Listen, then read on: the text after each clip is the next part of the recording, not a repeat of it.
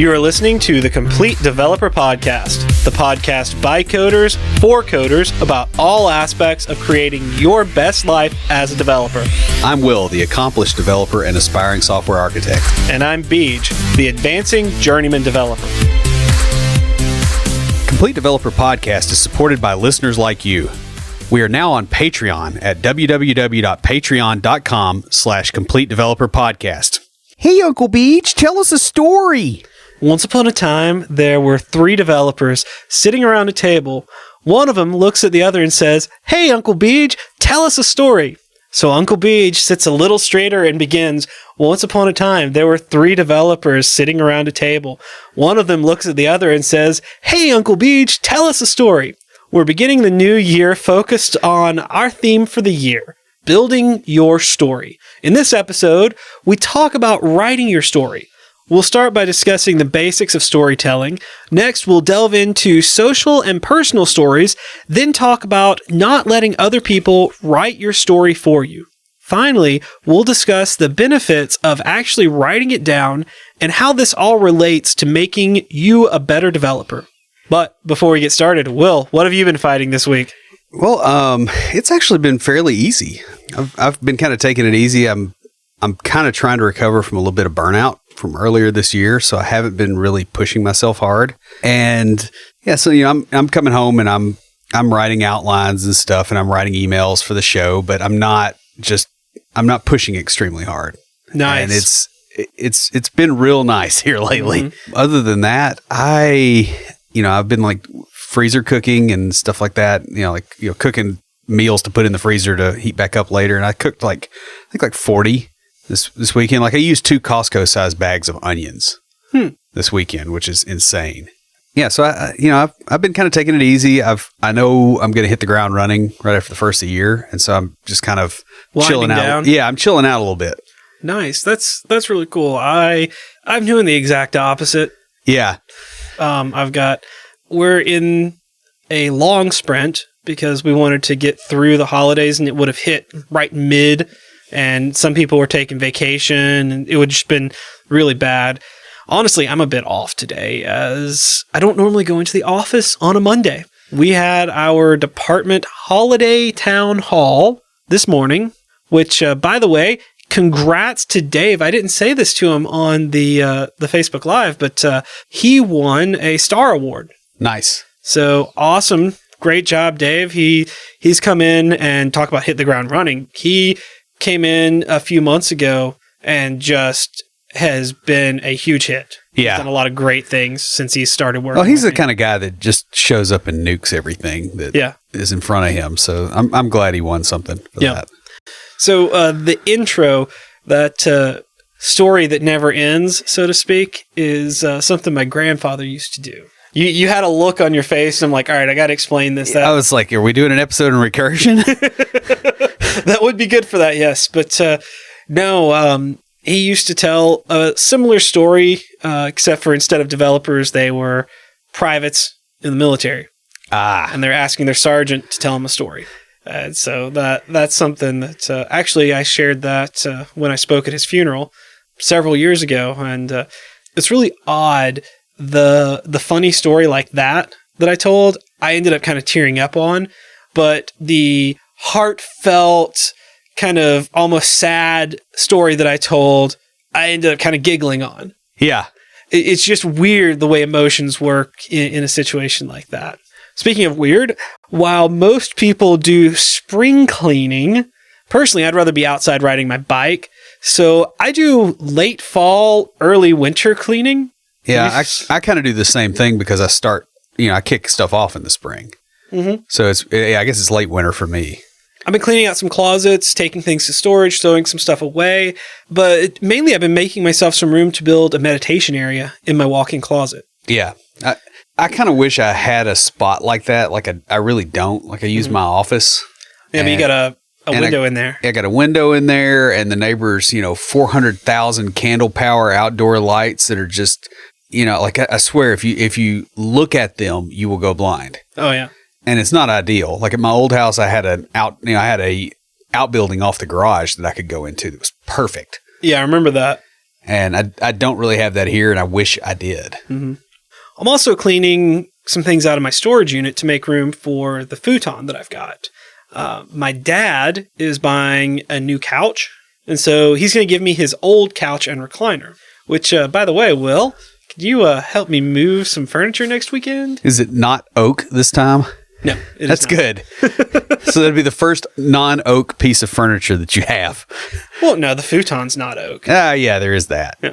I don't think I actually got to help moving that part. I think I moved like all the other heavy things. Well, that was the thing rough. is, my dad could help with the futon back when I moved because it was a lot lighter. Yeah. But speaking of moving, I've got something fun that might be able to help out with that for IoTs.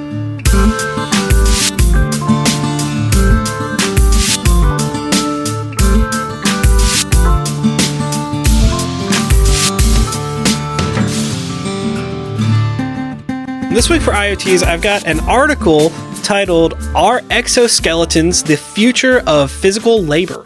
The Verge reported that Ford is experimenting with exoskeleton technology to avoid or prevent workplace injury. Now, this really isn't Internet of Things. I hope it's not Internet of Things, but it is really cool. It's just a neat thing in tech right now. How many of us have watched movies or thought it'd be really cool to have some kind of exoskeletal assistance when lifting really heavy things? Imagine when this tech gets into the mainstream. We could rent an exoskeleton from U-Haul for moving furniture. Yeah. And I'm sure Will might even offer to help me move again if he could wear one. Yeah. At which point, Beej gets furniture made out of lignum vitae or some other heavier wood or steel. Yeah, I would do that. Just because it's Beej. Yeah. We'll have a link to that article in the show notes. It's pretty cool. Who's talking to us this week? Well, we grabbed a iTunes review from Rick Murdoch. He says, I met Beej at Barcamp Nashville yesterday at the Complete Developer Podcast table. I just listened to my first Complete Developer podcast and I'll be back for more. These guys are both entertaining and informative. Their tips on job hunting are just what I needed to hear right now. I can't wait to listen to more of their podcasts. Keep up the great work, guys. Rick, thanks. It was really great meeting you. I remember talking to you at Barcamp. Send us an email at neckbeards@completedeveloperpodcast.com because we've got a Complete Developer water bottle just for you. Guys, if you'd like your very own Complete Developer water bottle, leave us a review in iTunes or comment on the website or any of our social media. We post all of our episodes to LinkedIn, Facebook, Twitter, and Google+. We're also on Path and Tumblr, and very recently have an Instagram account that we have not posted a single thing to. Yeah, we hadn't quite got it figured out what we want to do with it yet. Well, it came about because of suggestion of Junior Developer Toolbox. Now, I think I've mentioned this before, but we've had some issues recently shipping water bottles to Eastern Europe. And if you haven't received one yet, we're working on a solution, and we'll let y'all know as soon as we have one. If Will and I have to order them to come to us and then have us ship them to you, we will do that. So you guys will get your water bottles. So it may take a little bit of time, and hopefully they'll be coming to you soon. Check us out each week on Facebook Live, Twitter Live, or Periscope. We're learning how to do the live feeds, so be on the lookout for more as we learn. You can join the conversation anytime via Slack by going to slack.completedevelopernetwork.com. So what do we mean by writing your story? Well, the theme for the past year has been goal setting. And writing your story goes beyond setting and achieving your goals. Stories are about growth and change. And it's kind of about becoming your own guiding influence. Yeah, in other words, you write the story that you want to have written with your own life. Mm-hmm. Why do you want to tell your story? Well, from Psychology Today, first of all, it can help you find your voice. Yeah, and that means it can help you figure out how you want to say things. It also can help you affirm your values. Yeah, to better understand what it is that you find important. And a lot of you guys may be thinking, well, I know that. And you're right. You do know that. You know what you find valuable and important, obviously. Yeah. Like the obvious things. But there are other things that you may find valuable. Then these are things that Will and I have talked to you guys about before. Like we talked about, for example, the developer who claims they don't have any time to learn Yeah. or to spend advancing their skills. But what do? They go home and they watch 4 hours of television every night. Yeah. So they don't value advancing their skills. They value watching television. Yeah, it's real easy to say that you value something and then have, I don't know, your checking account show that you clearly don't. I can't believe that I don't remember the word. I was just talking to one of my coworkers today about this, but there is a term for when you say that you want to do something or that you want to make a change, but then you don't do it.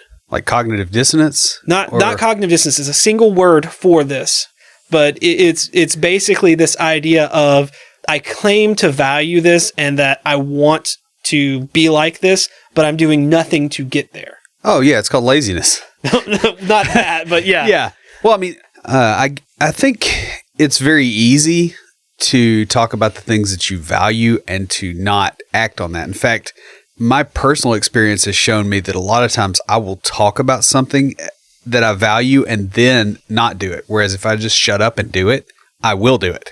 Because it's the, I guess the deal that comes out is that if you get the feedback, the positive feedback for that thing before you actually do the thing, now you get the feedback and you don't have to do the thing. See, that is one area where you and I differ.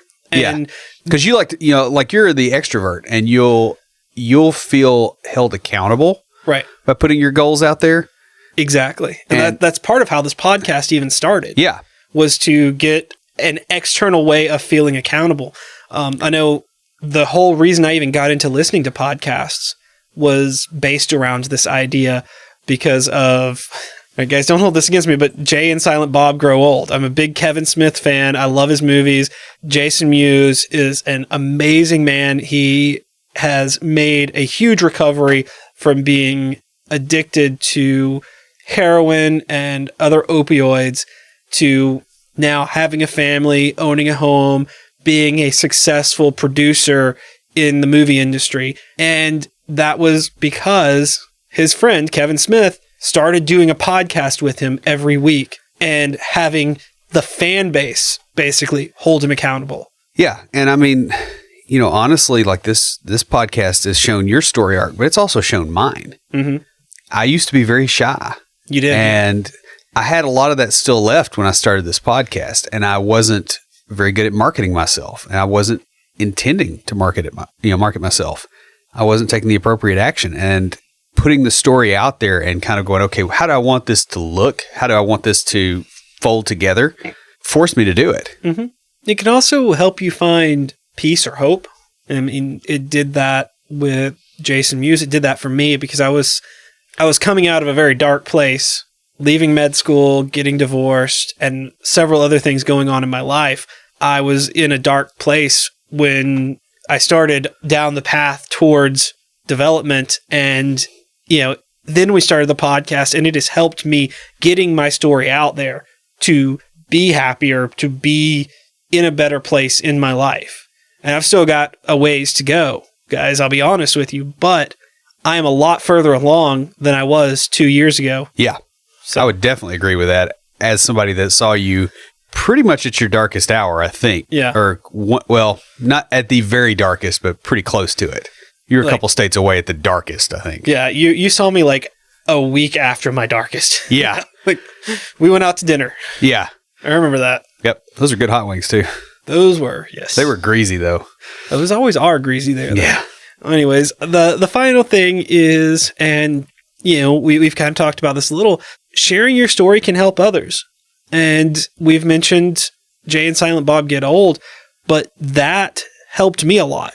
Well, I mean, and that's a key tenet of like a lot of your drug recovery program type setups anyway. Like that's, if you've ever had a family member that has had, problems in that regard, like, you go in there and you hear what other people are going through. Right. And I do want to clarify for everyone that I didn't have a drug issue. So that was not part of my struggles. Yeah. Everything else was on fire, but there were no drugs. Yeah. Everything else was smoking. Yeah. But there were no drugs. Yeah. No, I did not have an issue with that, but some of the things from that, and quite possibly because I had worked in that industry in the drug recovery industry that I identified with a lot of the things that work there. Moving on into the bulk of what we're going to talk about, sort of the basics of storytelling. Start by orienting your audience to the characters in your story. Like we started with an introduction. Hello world. Yep. Introduce your people and places to the audience. We do this every week in the opening to the show. Yeah, and that's part of the reason we do that, right? Is it humanizes us. We're not just talking about the tech.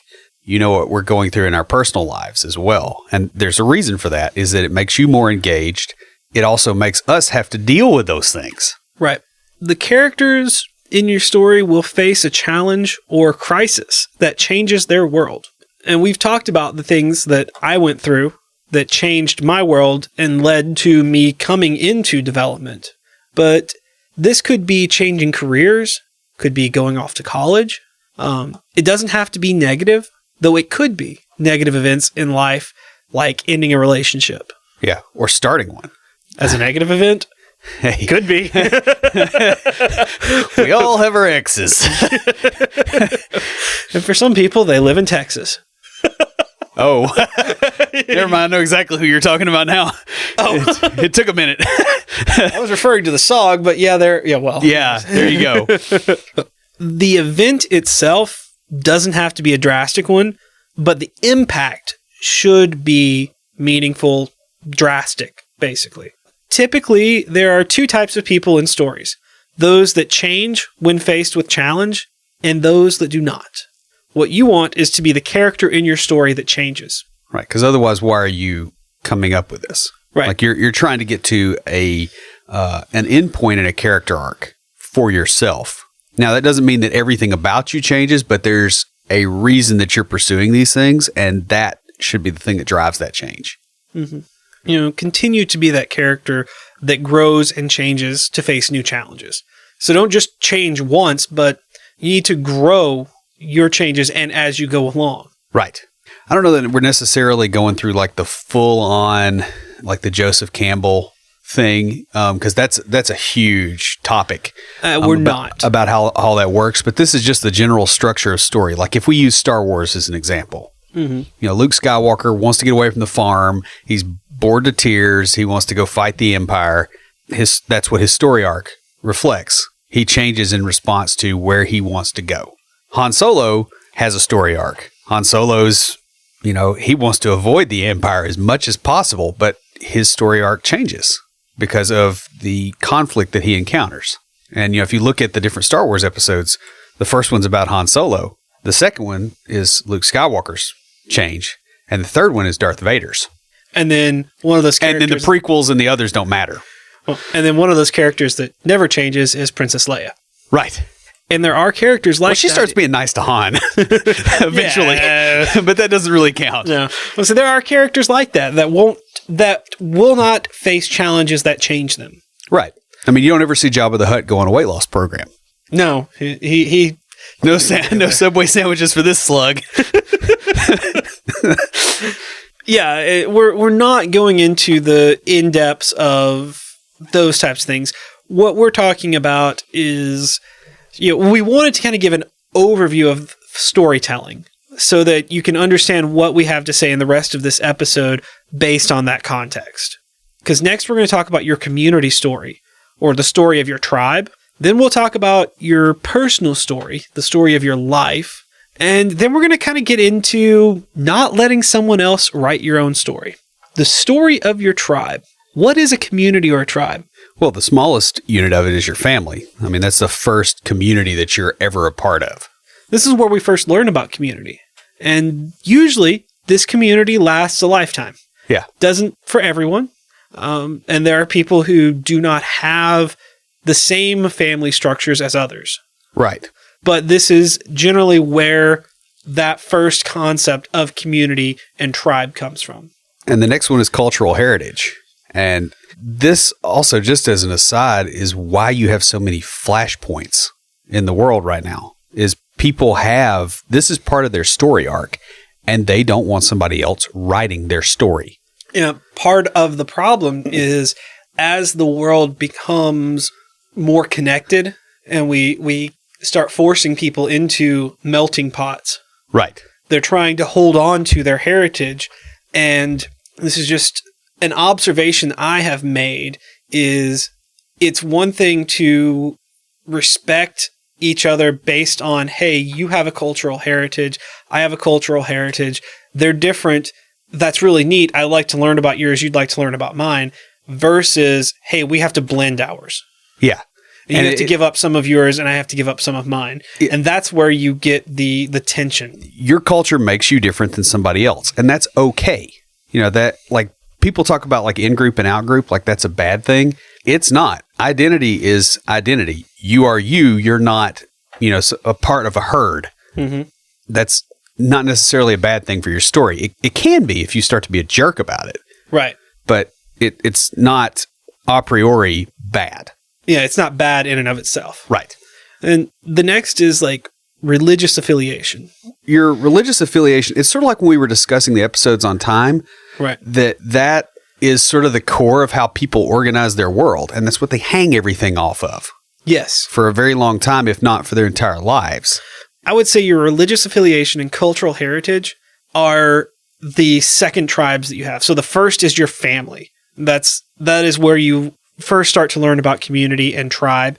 And then the next is culture and religion. And so from those three is where you hang everything off of. Yep. The final are friends and groups of people with whom you associate. So, you know, we have our developer launchpad group, which we built our own tribe. We have. And it is people from different types of families, different cultural heritages, different religions, different political views, vastly different political views. Oh, yeah. We've had some really fascinating conversations. One of the things I love about that group, and we try to avoid the religious and political conversations during the points where we're trying to help people with the technical stuff, but in the socials, we've had some really interesting conversations where, you know, we've learned all sorts of fascinating things about other cultures, other religions. And they've learned about us. Do you remember taking Chang to the Renaissance Festival? Oh, yeah.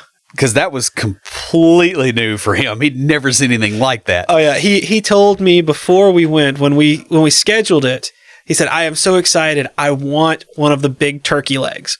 Yeah. That was the one thing he said. He's like, everybody says I have to try it. I really want one. And so I told him, I said, we will get you one. Yeah, I guarantee not a problem. that. and that kind of cultural exchange is totally fine. It works.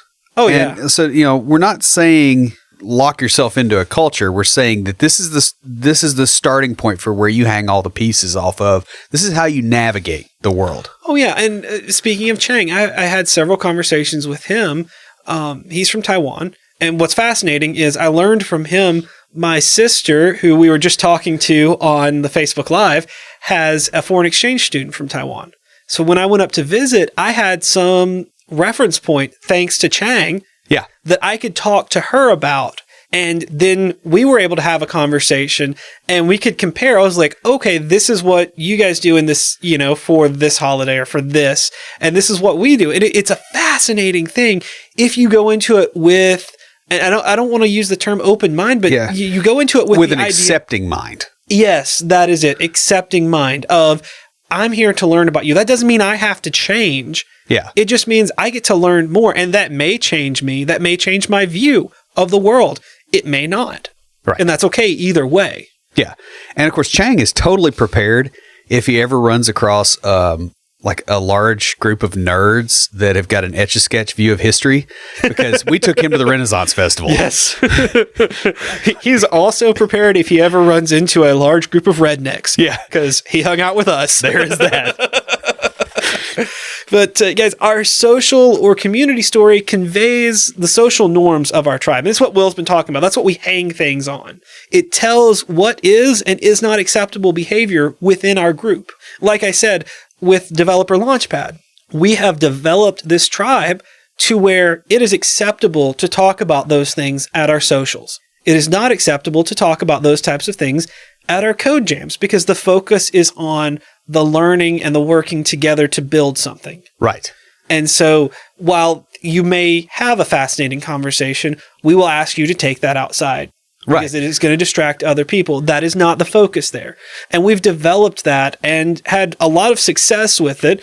There have been a few times where we have had to talk to people and be like, hey, this is not the right place for that. Right. We have a place for that. This isn't it. And that's part of it. We're developing that. We're building that tribe. So we're building those social norms. It also conveys the consequences for unacceptable behavior. And, in our case, it's not anything real bad. It's like go outside or maybe we'll mock you a little bit. But, Right. in other cultures, like there's certain things you just don't do. Like, where I grew up, there's definitely some stuff that you don't do out there in the sticks. It may be completely legal, but you don't go out there and do that. Yeah. What we're getting at here is stories were used and still are used to convey this information, especially before things were codified. Right. That was what, Hammurabi? Yes. So how are these community stories conveyed? Well, shared history is probably the biggest part, especially with your community. For instance, if, my wife's family is, I think, pretty much all Irish, like they came over here when the potatoes ran out. And, that's in their backstory. I have Jewish friends whose family, fled over here before the war. Mm-hmm. Obviously, I think everybody knows what's in that backstory. And it doesn't necessarily have to be something negative, right? Like if you talk to Italians, like, from Rome, they're like, oh, dude, look, the center of the world was here. Yeah, there's a lot of positive things too. Like the first things we have listed are some negative things, but then you also have the moon landing. Yeah. Do you remember where you were when they tore down the Berlin Wall? Yeah, I was at my parents' house. Like there wasn't anything going on. Oh, see, I remember watching that at school. Like I just remember all the excitement because I don't think we found out about it at school. I think it was on the evening news that night. it was the next day we watched the video of it at school. Yeah, and I think I'd already gone to bed because I was 8 years old. It was 1989. Yeah, I was 8 years old when that happened. So I remember watching that happen at school, and I just remember growing up in my early childhood during the Cold War. Yeah, with Cold War movies, things from the 70s and stuff. And I at that age was right when I was getting into like the James Bonds and the Cold War, like the big war movies. One of my goals in the next 5 years is to go to Prague because I have always wanted to go there because it was a hotbed. Yeah. St. Petersburg for me. Yeah. The same kind of reason. It's like, I just want to see these places that were talked about. And, yeah, exactly. Like all the places like on the Romanian border with like Moldova and some of those little checkpoints and stuff. Like, I've read about all that stuff and it's because of that in the past. Like it makes it more vivid. Right. These have led to goals in our adult life. Yeah. So another is mythos. This is a shared story of a community or group of people that usually conveys the community's social norms in a narrative where those meeting societal expectations are rewarded and those that do not are punished. Yeah, and this is where you get onto the edge of, religion and mythos, because a lot of times those two perfectly dovetail and then a lot of times they don't. Right. So I want to clarify, and I use the term mythos here, right, as opposed to mythology. Yeah. Because I've had classes at a religious institution on mythology, and it was very clearly stated, religion is mythology. Not that it is fake, but that it is the story of a people. Right. So whether or not it is true is irrelevant to whether or not it is the stories of a people. This could also be tall tales, urban legends, the fish was this big stories. Yeah. Ones that grew. Well, like King Arthur. Yeah. There probably was somebody that did at least some of those things. That united the tribes. Yeah. At various points. I mean, England has had a pretty good long history. There was somebody like that. He probably didn't pull a sword out of a stone and become a legendary king. Sword in the Stone and King Arthur are two separate stories. Yeah, but now it's not. Oh, yeah. People mistake them as being the same, but they are not the same story.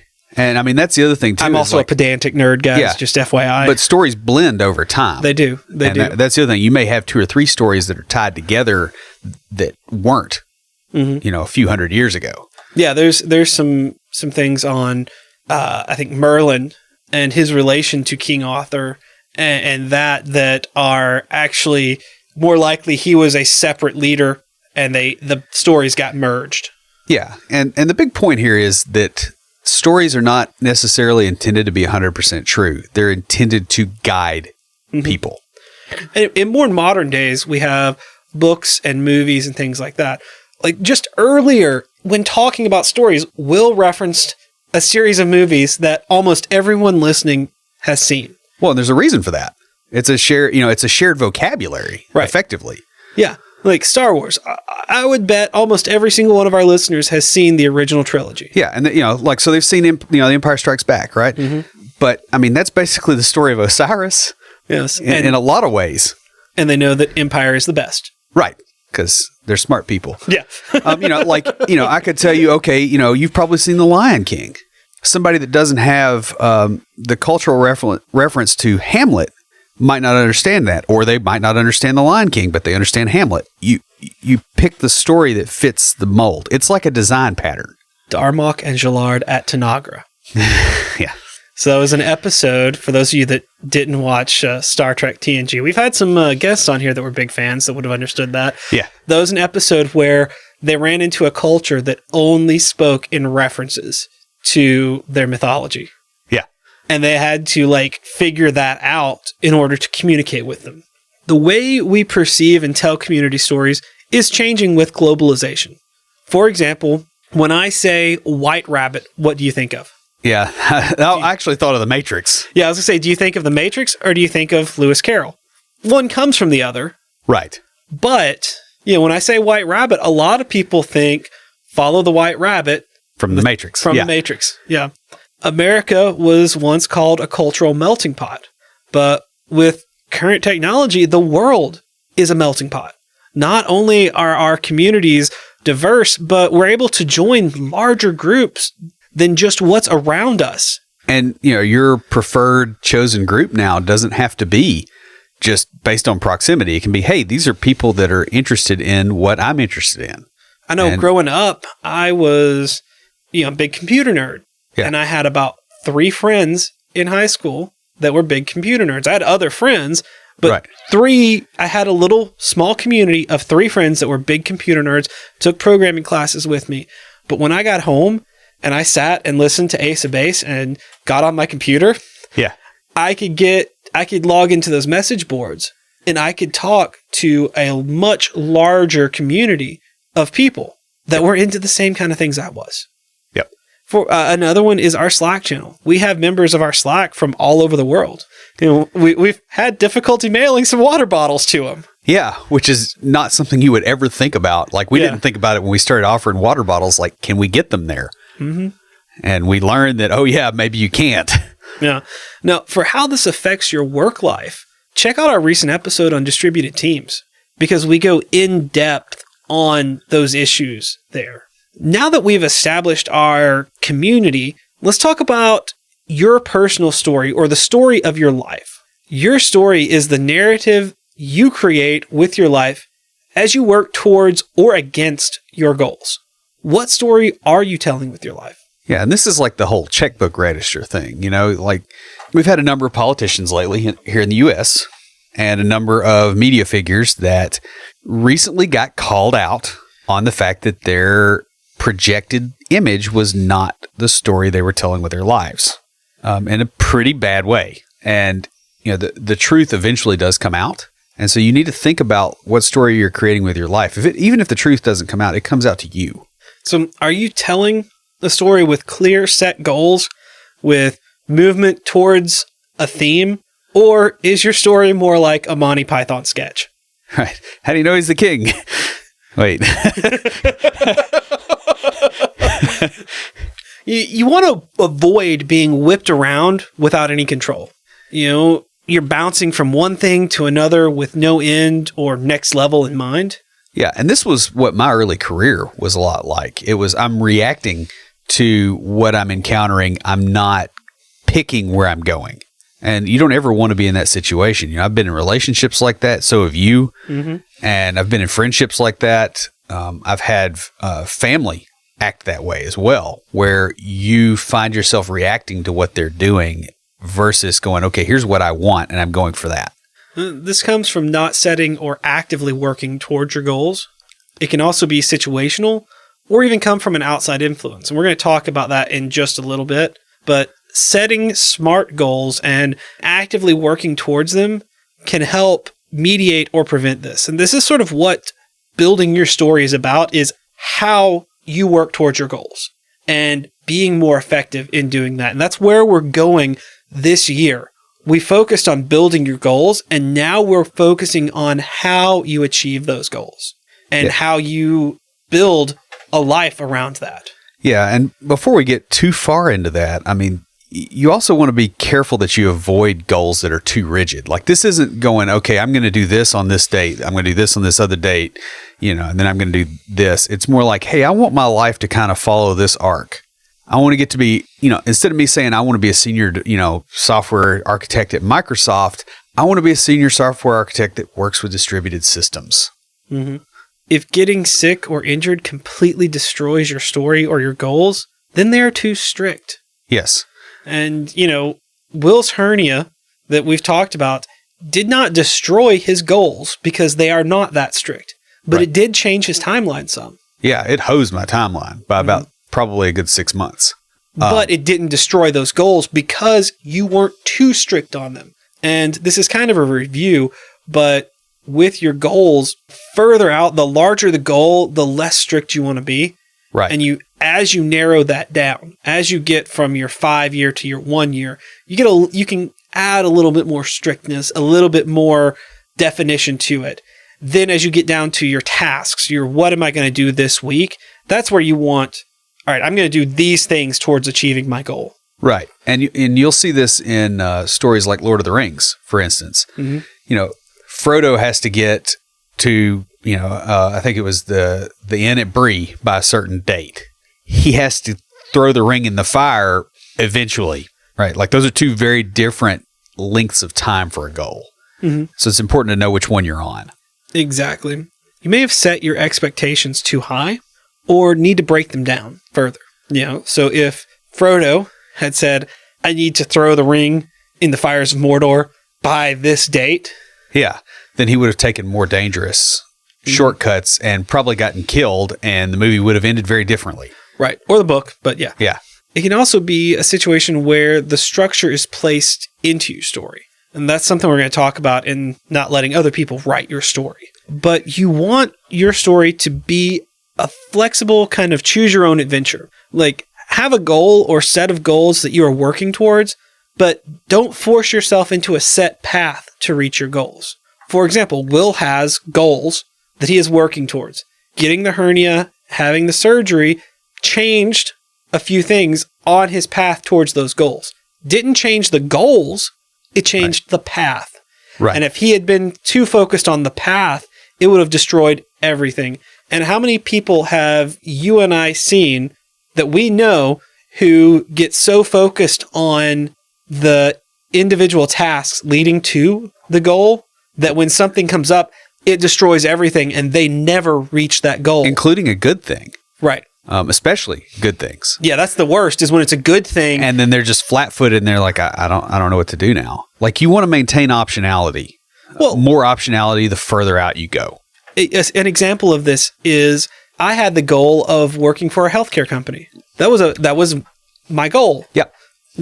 I had the big goal of being a developer, and under that was work for a healthcare company as a developer. That was just like, I was going to get into the development world that way. That didn't happen. I got a job. Great thing. I got a job as a developer, not working at a healthcare company. My goals were flexible. No big deal. My big goal was being a developer, was not working for a healthcare company. Well, I think the big thing for you was that, yes, working for a healthcare company was a goal for you, but it wasn't the desired end state. In other words, it was a place in the progression towards what you really wanted. Right. Not the final act.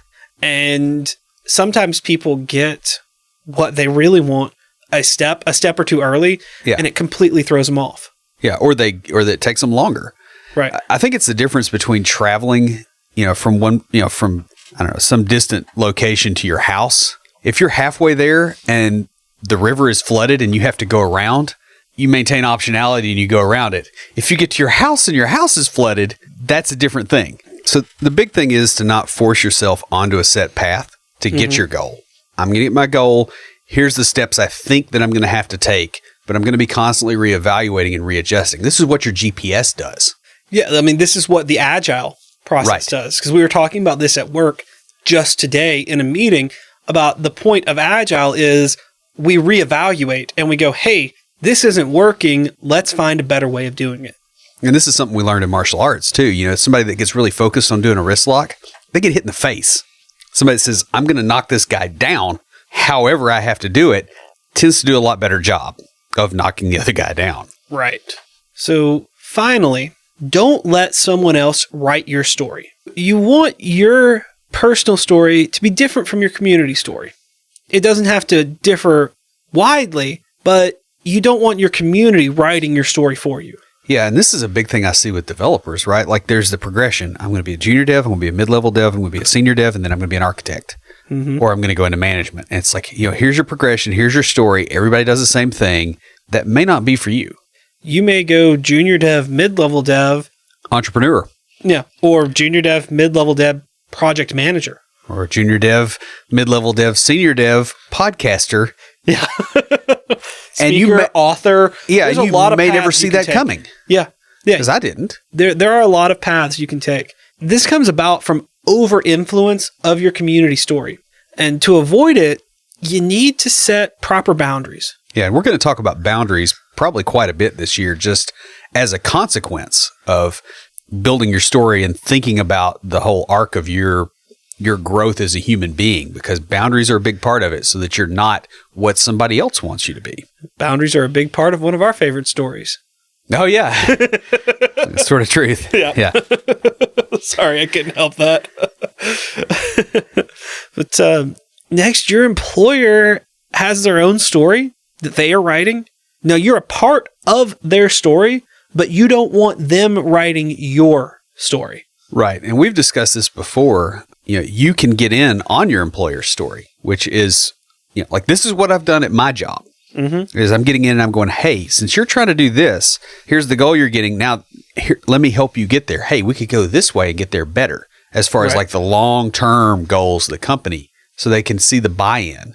Well, what's funny, I just had a conversation today with our executive director, and we're doing this thing with our sign-on where we're having to check that the cookie is still valid. And I explained to her the reasons why we might want to separate that out of the app and make it's a service. And we're moving towards a microservices architecture. Right. And when I said that, she just her eyes lit up and she's like, yes, that is exactly the path we are on. That's what I want you to do. Yeah. So if you understand somebody else's story, you can go along with it and flow with it. However, you also don't want to let other people's stories push you where you don't want to go. Right. They will want you to do and be what they need. Not exactly what's best for you. Sometimes it may be what's best for you, because one of the things working for the state government is there are educational paths. I want to be a developer. I want to move up the ranks of being a developer. Well, there is a developer path in there. And so my performance evaluations are based around me working towards that goal of taking those classes on that developer path. And so in that case, my employer and I are on the same path. In other words, you're traveling together. Right. We may not always stay there, and that's fine. That happens. People, and we have a whole episode on when to quit, not because you hate your job, but when is the right time to quit. And it's because your story diverges from your employer's story. Right. And you may come back. Exactly. Or you may meet each other in another context. I mean, it's not the end of the road. It's just the end of this part. Relying on your employer for training and keeping up with the industry is basically letting them write your story. Yeah, because they're only gonna pay for the stuff that they want. I am lucky enough to be in a situation where what they want and what I want are on the same path. And you may be in that place. We have friends. You're in that place. Yeah. We have friends in that place where what their employer wants and what they want to do are on the same path. And we also have friends that have accepted a path that their employer set for them. Uncritically, they didn't push back. They didn't do anything on their own. And then they lost their jobs and they had a hard time. Now, I do want to point out that even if you and your employer don't exactly match on your goals, you can still move forward together in a direction that is beneficial to you both until it's time to move on. And that's the way the industry works. Yeah. Well, that's the way any industry works. With both people in the relationship being empowered to take control of their own destiny. That's how it should work. Speaking of the whole destiny thing, your family is your first concept of community, and therefore it's also a strong influence on your stories. Now, when you're younger, your parents will guide you, typically, and be in control of your storyline and goals. And I'm using this because, yes, I recognize not everyone has parents, not everyone has the nuclear family, but the majority do. Well, you had somebody around when you were a child. Yeah. And like I said, the majority, so we're going to go with that. But like Will said, you had someone around. This becomes a problem when they continue to do so at the detriment of your own ambitions. Right. So when you are very young, you need that guidance. You need someone there to help you out, to guide you along. But as you get older, you start, Well, you build your own goals. Right. You move out of the concrete thinking, and it's usually around pre-adolescence to early adolescence. Right. That you start to move out of this concrete, someone else setting the goals for you, and you start setting your own. This is why you have a lot of conflict, especially in early adolescence. I remember those. The 12, 13, 14-year-old issues is because you're starting to realize that the goals your parents are setting for you may not be the ones that you want. Yeah. Or their goals are unrealistic and they're, for their generation. Right. Our parents are all boomers, and in their generation, you got a job and you could stay there 40 years and you retired. Exactly.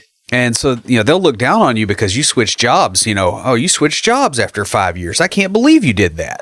And, we'll be telling our, if things get stable again, we'll be telling our kids, I can't believe you stayed at that job for 10 years.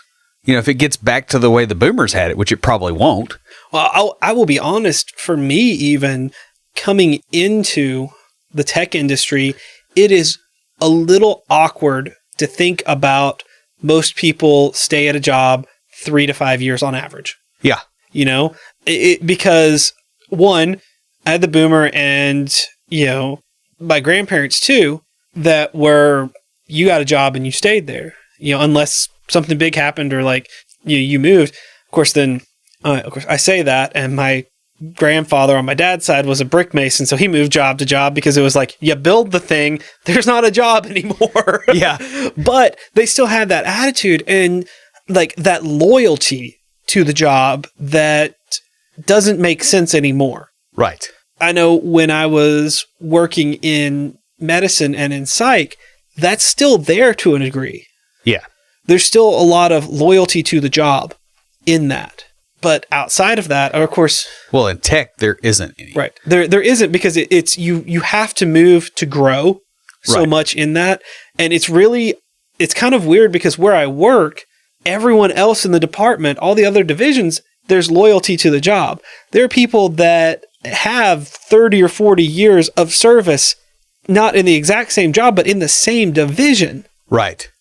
Within the department, and if I were to do that, I would stagnate as a developer. Right. They were able to do it because things weren't changing as fast for most of that 30 or 40 years. Well, the thing is, they're not developers. They're do other things like accountants and yeah.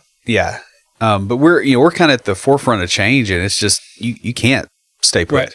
And so when this becomes a problem is not when you hit this in adolescence, but it's when it continues on beyond. Right. And I know you and I have had some conversation because my mom, I don't want to say she's overbearing, but she has strong opinions. Yeah, she's very opinionated. Yeah. We share that in our mother's qualities. Right. And when I made the transition into tech, I had to fight to get her to even acknowledge that I was going that direction. Right. It's fine now, but we had a conversation just this past weekend when I was visiting her where she said, I honestly did not think you would ever get a job in technology without a degree. She's like, I thought you'd have to go back to school for it. And I was like, that's not how the industry works.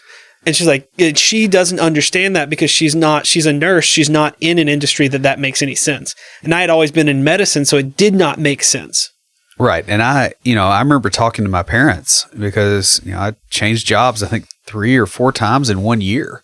Yeah. I had a couple of like short stints, that were like contract type deals. And then I got another job and it didn't work out and I ditched it and went to something else. And my parents were like, you're jumping around. You're not going to be employable because you're job hopping. And it's like, I wouldn't have been employable had I stayed. Now, ideally, what you want is for your parents to set the stage for you to create your own story. Right. And that's the direction that it should go. They should guide you early on and help you make those decisions in adolescence to where as an adult, you are able to create your own story. Right. Like my father, he taught me a lot of math. He taught me a lot of chemistry, a lot of other stuff, but he also taught me to always be curious, to always learn what's going on. And he also taught me my work ethic. And it really hasn't mattered what I've been doing. Those things are still useful. Like he set that up and it's like, okay, here's the canvas, go paint on it. Right. So finally we hit romantic relationships and they can create a story of their own. If you are not careful, a romantic relationship can take over your personal story. Yeah. And you and I both have had friends that have done this. Like they've had aspirations and then they got married or they got, into a serious relationship and they just dropped them and they never went anywhere. Even if the relationship, they didn't recover. There was that, or they got lost in it. I mean, I would say to some degree that happened with me. I would agree with that. And you want to find someone that brings out the best in you. Sometimes you find someone who on the good days brings out the best in you and on the bad days brings out the worst in you. Yeah. And I think that's what happened with me and my ex. Yeah. I mean, I think, just looking from outside, I think part of that was there, but the other thing is you did pretty well. And I think to some degree that dulled your hunger a little bit. You know what I mean? Like you're very, very focused when you have good motivation. And if that flags a little bit, like it knocks you wobbly a little for a while. Part of the problem was I had everything I ever wanted. Yeah. I had a beautiful wife. I was in medical school, going to be what I had dreamed about being for many, many years. Like I had everything that I wanted. There was nothing left to gain. It was mine to lose. Right. And you did. Yeah. Unfortunately. And that's part of your story. But I think the other thing too is that you lost some goals that you maybe realized more about. Well, yeah. I mean, part of it too was I realized as I got into that, and this is the thing, goals and stories change. Right. I realized I did not want the goals that I had had before. And some of that took the pain and loss of the relationship for me to realize, hey, this is not worth it to me. This is not what I really want with my life. And I mean, I found something that I'm much happier doing. Now, ideally, when you start writing a story with another person, you're going to combine your stories and goals. And I am reminded of a Pogue song. And I told Will when I was writing this that I knew exactly which one you were talking about too. It's Fairy Tale of New York with Kirsty MacColl. In my opinion, it's the best Christmas song ever. Just like Die Hard is the best Christmas movie ever. Nice. But it's male-female duet. And the female part says, "You took my dreams from me when I first found you." The male replies, "I kept them with me, babe. I put them with my own. Can't make it all alone. I built my dreams around you." Yeah. And this is a tricky thing, in a relationship because I know with myself and my wife, there was a lot of adjustment because we come from very different backgrounds. We've got very different goals. My wife wants to, move on up in the, in the school district and, try to get to more of like an administrative role and those kind of things. And that just sounds like the worst freaking thing in the world to me.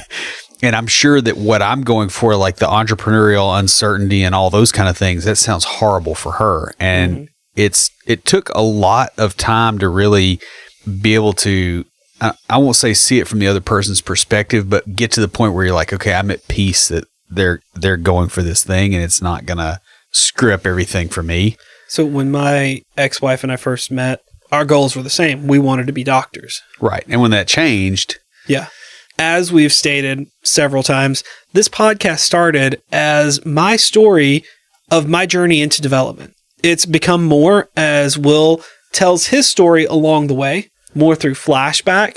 Yeah, so say shrouded in the mists of time.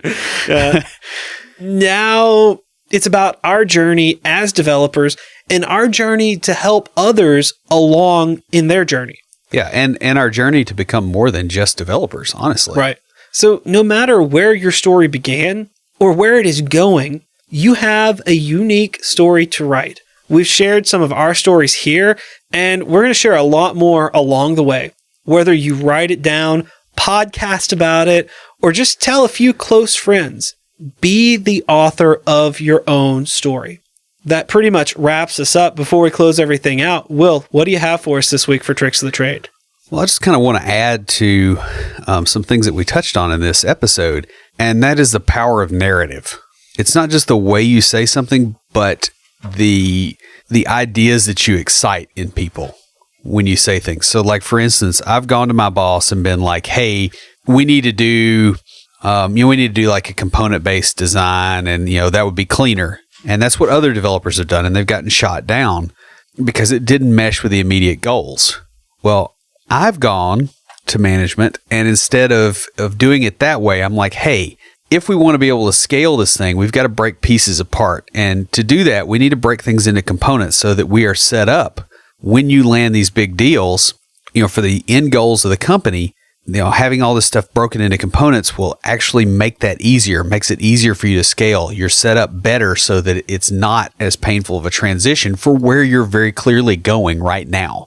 When you take it to management that way, acknowledging their goals, not your goals, it makes it a lot easier to get things through. It also serves as a check, as kind of a reality check on the things that you're trying to do to go, okay, is this a good idea? If you can get to the point where you have goals that are aligned with the goals of management and you can express that, you can wield a great deal of power in an office environment that a lot of people don't seem to really grasp because they don't understand the narrative story. And that's why we've been pushing this so much, because I think developers really, really suck at this, just frankly. So pay attention to that, get their story from them, and then use that story to get things done. And that's all I got. Stand by for Titanfall. If you have a question or comment, please email us at neckbeards@CompleteDeveloperPodcast.com. Our theme music is an excerpt from Stand By for Titanfall by Pure Bells, available on SoundCloud and licensed through Creative Commons. The intro music for IoTs is Hillbilly Hip Hop by Jason Belcher. For references, show notes, and to sign up for weekly emails with extra tips and insights, be sure to check out the website at CompleteDeveloperPodcast.com. You can also follow us on Twitter at CompleteDevPod and like our page on Facebook to keep up with news about the show.